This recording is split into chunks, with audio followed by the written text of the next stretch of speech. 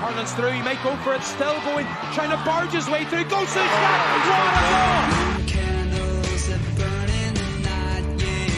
Arriving Rian O'Neill from an almost impossible angle, and that's the rousing score Armagh were looking for.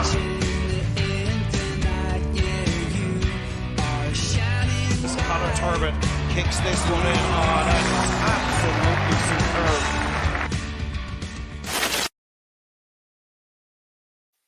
Hello everybody and welcome back to the Sideline Eye podcast. We're looking ahead to another big weekend of action for Armagh as they take on Fermanagh on Saturday evening in Brewster Park with a 6 o'clock throw-in time.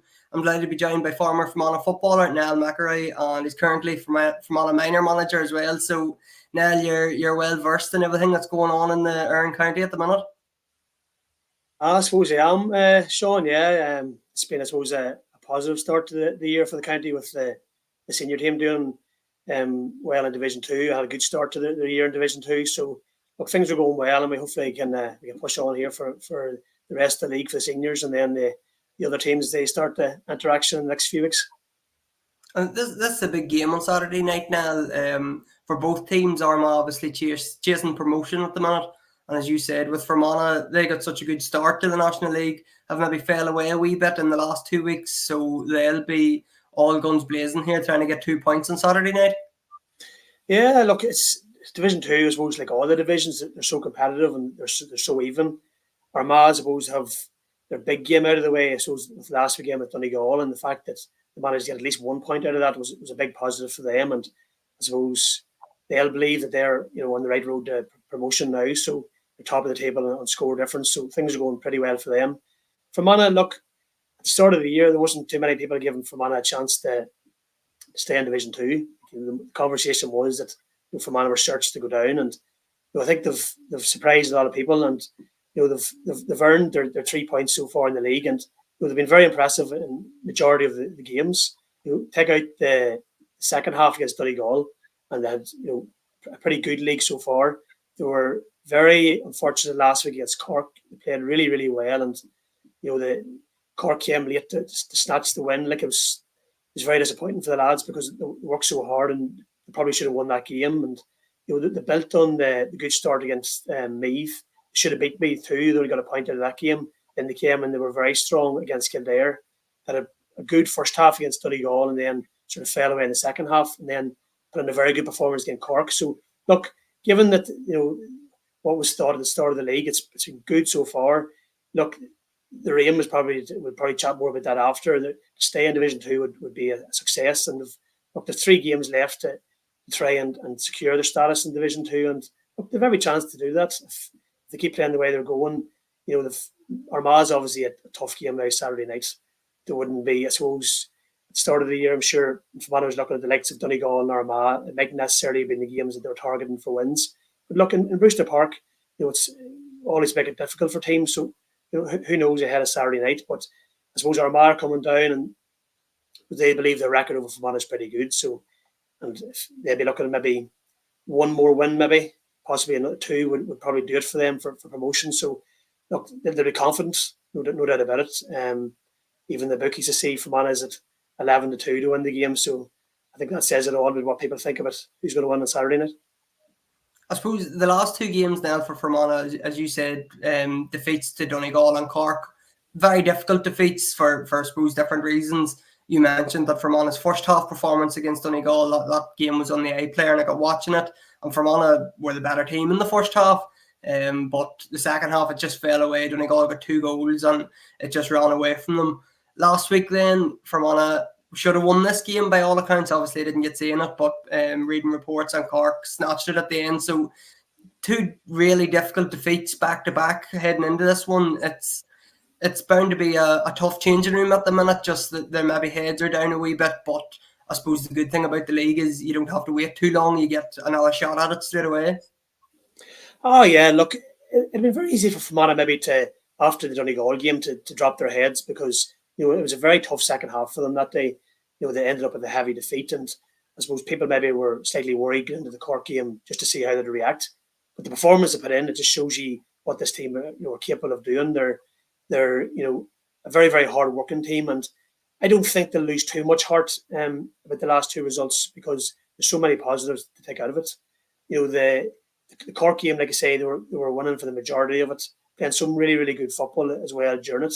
And it took a big Cork performance in the second half, to defeat Fermanagh. And I suppose to be turning around for Fermanagh and to be saying, you look at the two counties and to say that Fermanagh is very disappointed not to be beaten Cork, it says a lot as well.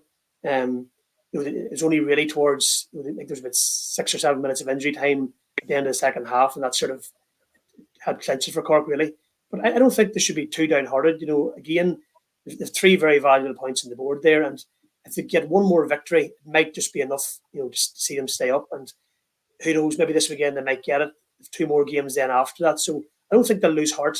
They've been targeting this league, from very early on, and it's something that they feel really, really important that they stay in Division 2, and I still think they've every chance of doing that.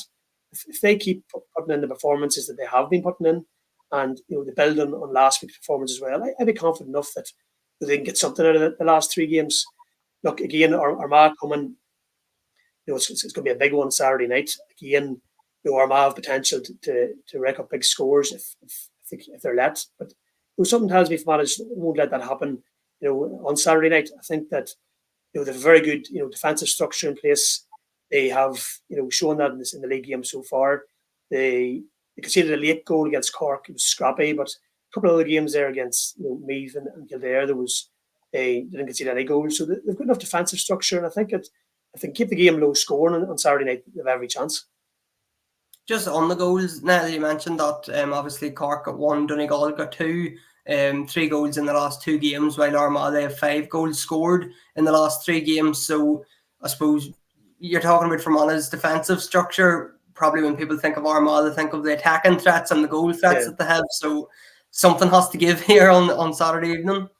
Look, Armagh have always potential to get goals. They've 2 against Meath, 2 against Kildare. They got the goal last week by a goal against Donegal. So there's no doubt Fermanagh's going to have to keep it tight, because if they let any of them Armagh forwards in behind, like happened last week, there's definitely goals there for the taking. But I think that especially the first half on Saturday night, if they can keep the goals out, it'll be a massive plus.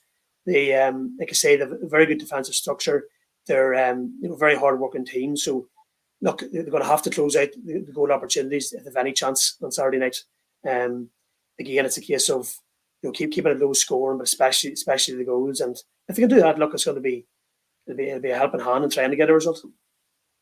And heading into this weekend, obviously Rian O'Neill made his first appearance last weekend.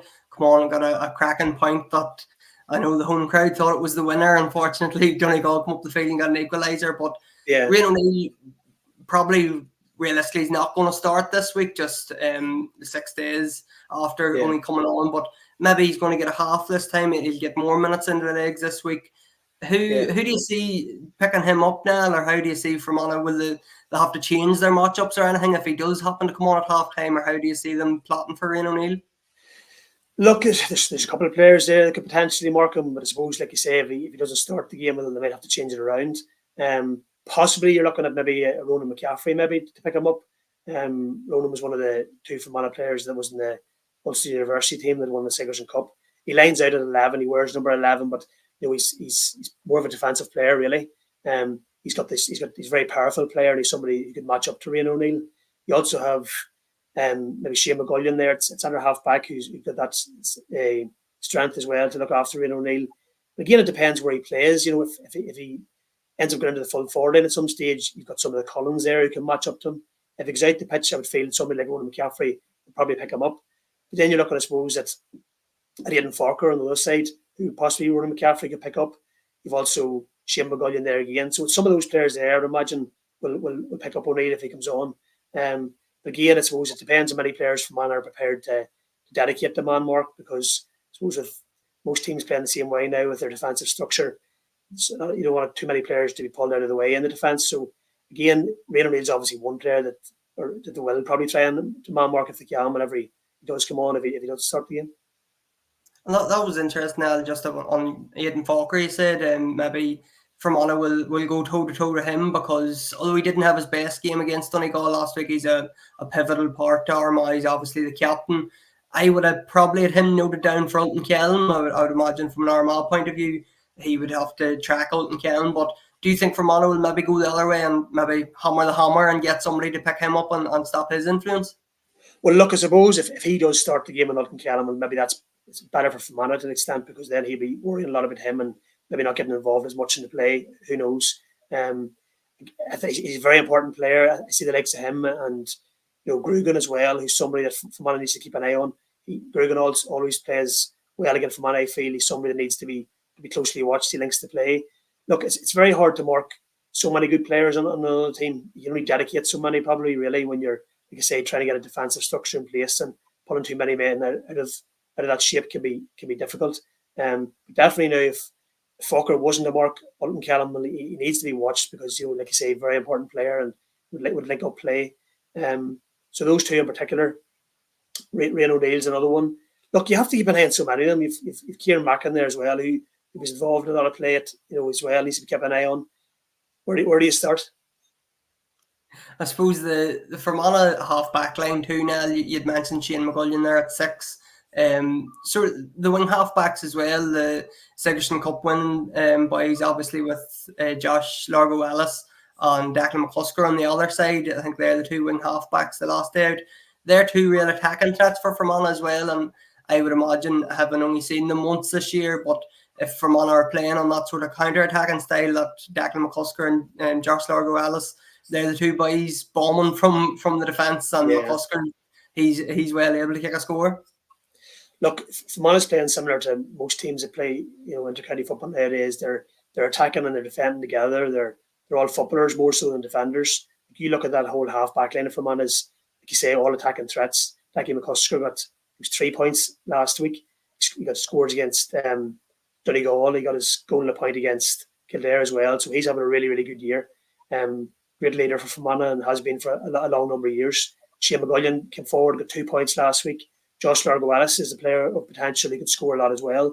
Probably needs to chip in more. He's well capable of getting scores, and you see him going forward. He's a great threat as well. So those three in particular, you've Ronan McCaffrey then coming back into defence, well able to get forward and get a score. There's a lot of attacking threats there for Fermanagh coming from deep, and I suppose the way they carry the ball up the pitch, and those players are powerful and they can try to break through lines in the back of defence, and they're very, very accurate players as well. And look, for Fermanagh to win games, they need those boys chipping in.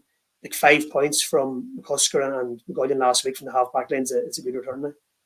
I suppose there's talking of the half-back line coming up to score now, but the Collins in the full-back line, I know they got rave reviews a couple of weeks ago against Kildare, coming up to hit scores from the corner flags, and they're maybe going to be picking up a Rian O'Neill and Andrew Murnan, Conor Turbot, but they'll be trying to pull Armagh star forwards the other way, I would imagine, and if they do get up the field, will they well fit to kick a score? Yeah, they kicked those mighty scores against Kildare that night, and they've been talking about, they've been working on that, and even last week they attempted one as well, and outside of the big shot that nearly left over as well. So again, like you say, it's a case of if they see the opportunity to go forward, they do it. There's times you look around and the two of them could be up in the full forward line. Like it's the way football's went. Whether or not they're tracked by their own individual man, maybe not on every occasion, but certainly if they're going forward regularly, their men are going to have to keep an eye on them. And like all defenders nowadays, they're all 6 of them at different stages go forward, and there's forwards then and midfielders that drop in. So every player seems to be an attacking threat nowadays, and all them from defenders, including Oisin Smith, even got up in the earlier games and got scores as well, and even in the McKenna Cup and stuff. So all 6 of them have been on the score sheet at some stage, and I think that says it all about the way the game's played nowadays. And up front, obviously, we mentioned Ulton Kelm. He's obviously the main man for Fermanagh, but I think Yarvin Jones got 6 points last week, 6 or 7 points, and Sean Cassidy has been chipping in well a couple of weeks before. I think he got a couple of marks against Donegal, actually, Sean Cassidy, and maybe the goal against Fermanagh, or against Kildare, as well. I think he got goals against Meath and Fermanagh and Kildare in the first couple of weeks. Yeah. He's one power in attack as well. Yeah. No, he's having a really good year, and I suppose that's the case of when you've got a forward like Ulton Kelm who's getting so much attention from the opposition, and they're trying to double up on him there when he gets the ball, and times 3 men trying to get on to him to try and nullify him. That obviously leaves space then for other forwards, and I think Yarvin Jones and Sean Cassidy have really thrived on that this year. The 2 players that probably weren't in the team last year and coming into now this year, and they're doing really, really well. Garvin got 7 last week, 3 from play, I think it was, and Sean has had a really, really good start to the year. He's probably been Fermanagh's best forward. He was one of the top forwards of the club championship last year, and he's deserved his place, and he's really taken his chance. You look back to goals against Meath, goals against Kildare, probably Fermanagh's best forward in the Donegal game as well. He was a real threat. Last week against Cork in the first half, I thought he was very, very good as well. He was on his home pitch in Erne, so he knew it well, but his movement's really good. He's an intelligent player. He's bringing other players into the game. He got his couple of scores. He set up other scores. He's very strong and he's quick, and he's definitely a really, really good addition to Fermanagh. And you look at the likes of Jones and Cassidy up front, and if Ulton Callum gets space there, there's definitely threats in there for Fermanagh when they get the ball to them, and they get played long to them as well on occasion. But Fermanagh's working the ball up the pitch really well at the minute, and like I say, they're content on letting teams get back in their defensive shape and got the power then to break lines, and they're working very well. They're a well coached team, Fermanagh. I think from what I'm watching them, I think that they really know what they're doing. They've got structure there, both in defence and when they're going forward. And the forwards are really thriving in that. They're making good moves in amongst the blanket defence there, and they're getting scores in the scoring zone. And I think that's a credit to the forwards really for their movement in there, because when you're facing the blanket defence and there's so many bodies, you can't be static. If you manage to get your space in there, like especially in the first half against Cork last week, Fermanagh was finding wee bits of space. The forwards were getting into that space, getting scores within close to the goals, which shows you the efforts they're making there. So look, Fermanagh's attacking really well, I think, and like 16 points last week is a good score. And it's not too often 16 points wouldn't win you a game, but if we get 16 this weekend now, we'd be very happy, and I wouldn't see us being too far away either, I don't think. I suppose on them sort of by stepping up this year now, I suppose they were sort of forced to do it because of the couple of players that stepped away at the start of the year. You had Ryan Jones, Conal Jones and Sean Quigley, who would have been three. Definitely Ryan Jones and Sean Quigley would have been probably Fermanah's two best players. Would that be fair to say over the last year or two? And them stepping away left obviously massive gaps in that team, not only in the starting team, but in terms of experience and everything else that goes along with them. Yeah. Look, they've been two stalwarts of Fermanagh. When you look back on their careers with Fermanagh, like they've contributed so much. Some big days for Fermanagh, and those boys were in the middle of it. Look, unfortunately, they weren't able to commit this year, and that, like you say, can mean people can have to step up then in their place. When we talk about Fermanagh at the start of the year, we mentioned that not too many thought they'd do well in Division 2. Next thing, the three boys weren't able to commit, and people were thinking, well, they definitely won't. But it just shows you, what the other lads have done. They've stepped up. They've been counted in the matches. And look, you can never say for sure if missing players are making a difference either way. But look, you'd like to have them about. Thankfully, they haven't retired yet, so they may be back there for Fermanagh someday in the future. Do you think of the game against Cork last week, where Cork were going to bring on the likes of Sean Powder and Stephen Sherlock, experienced players, and if those boys are about for Fermanagh, you never know what could have happened. But look, you have to get on with things. Unfortunately, they're not there. But in fairness to the other players now, they've really stepped up and all up their game, and suppose they had no other choice. And I forgot to mention, I know we were talking off air, but this is actually a big game. This is a big game on Saturday, but there's a bigger one coming down the line in Brewster Park, and it's Armagh Fermanagh in the first round of the championship. Mm-hmm. So this is a dress rehearsal for that. I think it's a Sunday at 2:00. That's the championship game. So while it's not the same, and obviously conditions and atmosphere and everything else won't be the same, but it maybe gives a chance for boys to line up against each other and see what they're going to face in the championship. Yeah, look, people look at that different ways. Sometimes people discuss it, maybe not showing your hand in a match. Other times, maybe people think that you need to get a victory over a team for confidence. And I think the latter would probably be useful for Fermanagh, because a record over Armagh wouldn't be great. Over the years, so sometimes in the championship, maybe we've got over the years a few draws here and there, but we've always found Armagh tricky opponents. The first round is going to be coming very soon. Look, they have to concentrate in the league first. They're not going to be worried too much about the championship just yet. But I think it's a case of if they could get a decent result and not be if Fermanagh can't win the game, it needs to be close. If they could get a win over Armagh, it'd be a massive confidence booster then going into the championship. Other people could say, look, you need to ambush Armagh in the championship when they least expect it. who knows? Time will tell. But I think Fermanagh need to concentrate first of all on securing their Division 2 status, and they can worry about the championship after that.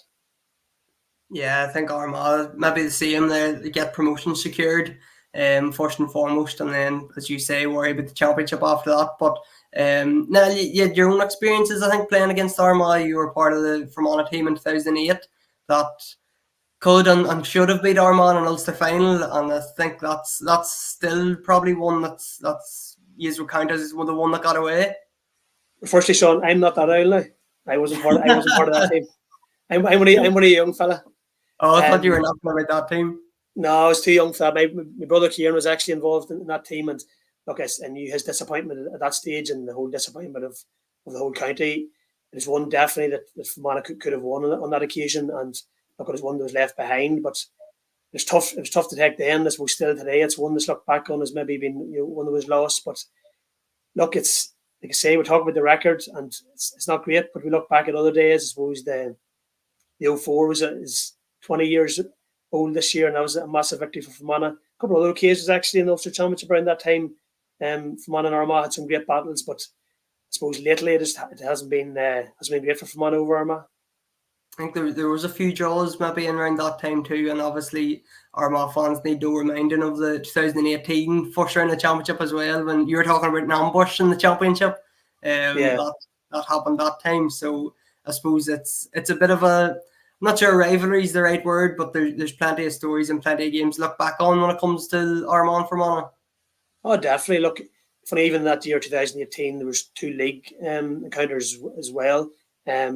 The Division 3 that time, both teams got promoted, and they ended up playing in the league final at Brewster Park as well. So there's been a lot of battles. Fermanagh, I suppose, look back on our other Ulster final defeats. 1982 as well was Armagh was the team that put one over on Fermanagh. So look, we always feel we've won to get over on them, but it's not always that easy. Now, just before I let you go, who do you see coming out on top here? Is it the bookies going to be proven right here, or do you think can Fermanagh turn over Armagh? Look, I've been really impressed with how Fermanagh has been playing this year. I think they're a very, very hard working team, and I think that on Sunday or on Saturday, even if they can produce the performance they produced last week against Cork, in some of the first half against Donegal and the Kildare and Meath game, if they can get a performance like those against Armagh, I would have confidence if Fermanagh can get something out of this game. Look, the one isolated day was against Donegal, and that game sort of just ran away from them a little bit. But I don't see Armagh getting that far ahead of Fermanagh. Brewster Park's a tough place to come for any team, and we always like to keep it tight and compact there. And like I say, if Fermanagh can keep the goals out and keep a score down as much as they possibly can, I think 11-2. I'm not too sure about that now for the bookies. I think that Fermanagh has more of a chance here than people might think. And I think that if they can, like I say, get a good start to the game, keep it tight at half time, you never know. I think definitely Armagh have been scared a couple of times in Brewster Park, so they'll not be going over to Fermanagh too cocky or too confident. But hopefully, from an Armagh perspective, they can get over the line and get 2 points and take a step towards that Division 1 status. So Niall, great to have you on. Thanks very much for giving us your thoughts. We'll be back with another podcast at the weekend, either Saturday night or on Sunday, with a few interviews from the game and a roundup from whatever else happens over the weekend. So Niall, brilliant to hear from you. Thanks for coming on. No problem, Sean. Thank you.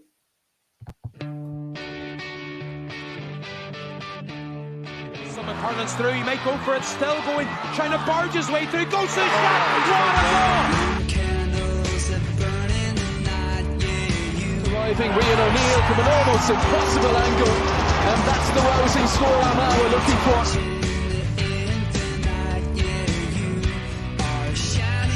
Connor Turbin kicks this one in on